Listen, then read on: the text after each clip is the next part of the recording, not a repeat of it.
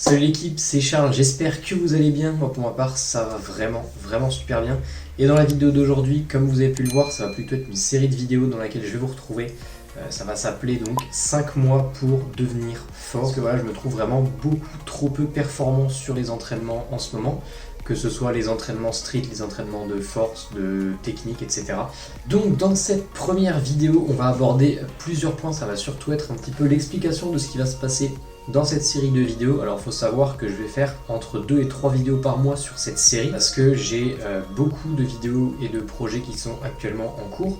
Notamment j'ai les vidéos classiques que je vais faire un petit peu pour aider les gens du côté nutrition, entraînement, perte de poids, prise de muscle, etc. Donc ça va continuer. En plus de ça, je rajoute donc 2 à 3 vidéos par mois sur les 5 mois pour devenir fort. Ça va être des toutes petites vidéos vraiment assez courtes pour montrer un petit peu comment ça se passe, comment on évolue.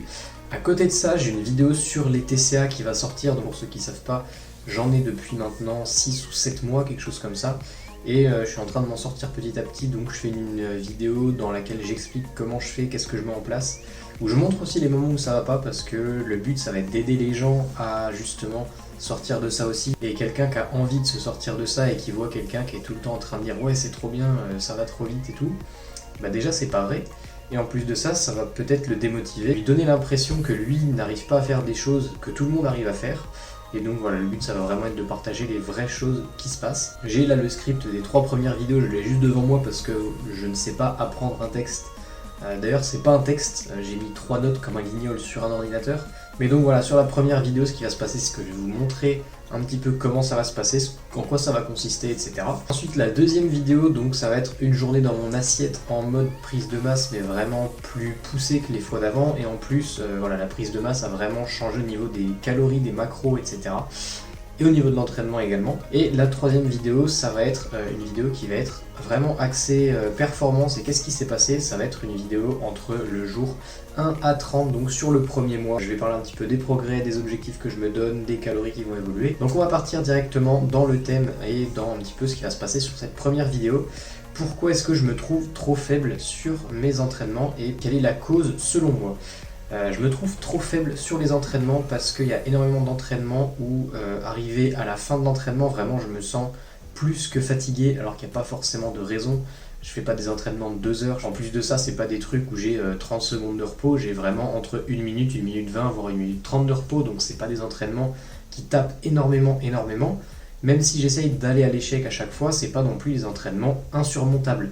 Donc déjà première chose, je trouve que j'ai un petit manque à ce niveau-là. Deuxième chose, au niveau de la motivation, j'ai beaucoup de baisse de motivation au niveau des entraînements, j'ai plus trop envie de les faire parce que je vois que je progresse pas et donc ça me frustre.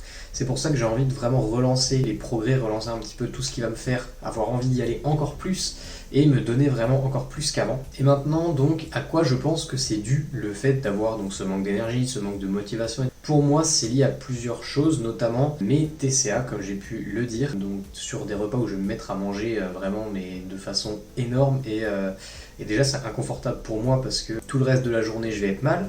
Mais étant donné qu'en général c'est le soir, toute la nuit d'après je suis mal, donc je dors très mal. Le lendemain, je limite mes calories pour essayer de ne pas prendre trop de poids. C'est clairement pas la meilleure des choses à faire, mais bon voilà, je le fais quand même. Je le fais plus raisonnablement qu'avant quand même. Et voilà, le fait de réduire ses calories, ça fait que voilà, forcément on se sent un petit peu plus faible, etc. Mais en plus, avec le manque de sommeil, ça fait que l'entraînement il est vraiment à chier. Avec en plus le peu de calories que tu manges, quelque chose qui vient limiter les performances, etc.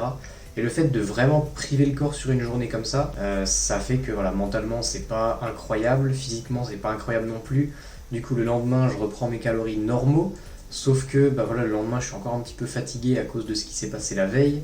Ce qui fait que je fais un entraînement pas fou, ça fait 2 entraînements pas fous, une nuit où tu dors très mal et du coup tu récupères pas du tout. Je pense que ça déjà, ça limite grandement les performances que je peux avoir en ce moment. Alors maintenant ce que je vais faire c'est que je vais essayer de vraiment limiter de moins en moins les calories quand je fais des TCA, mais également de les limiter et toutes les choses que je peux faire pour y remédier on va dire. On va parler maintenant des objectifs que je me fixe à la fin du mois et à long terme. Donc l'objectif ça va être le 18, d'arriver à des performances qui vont être beaucoup mieux. Notamment j'aimerais bien taper 10 handstand push-up. Donc voilà, ça vraiment c'est ce que je veux taffer le plus les handstand push-up arriver à 10 et vraiment faire quelque chose de propre. Ce que je veux récupérer aussi, c'est un drapeau propre, parce qu'en fait ça fait 5 mois que j'ai pas fait un drapeau, donc je sais même pas où j'en suis.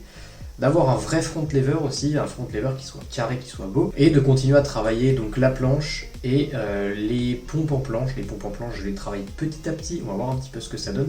Et à long terme, ce que je voudrais faire donc le 18 juin, fin de ma prise de masse, prise de force, on va dire.